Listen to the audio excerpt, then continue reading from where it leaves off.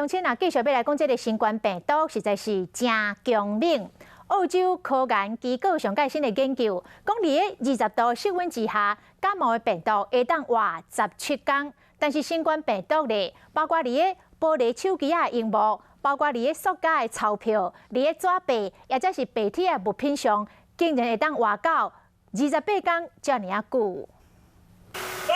拍一个骹手，喙烂病毒对留伫你的手，若用手机啊，就黏伫手机啊顶。要纳钱的时，嘛黏伫个钱顶面。依照澳洲科学研究机构最新的研究发现，讲伫室温20度完全无降霜的环境下，新型冠状病毒会用伫玻璃手机的银幕、塑胶钱、纸票，还是白体啊物件的面顶活28天。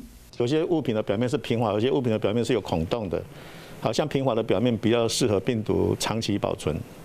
有孔洞的时间会短一点。基本上，任何物品只要不消毒以前，你当它是有感染性的。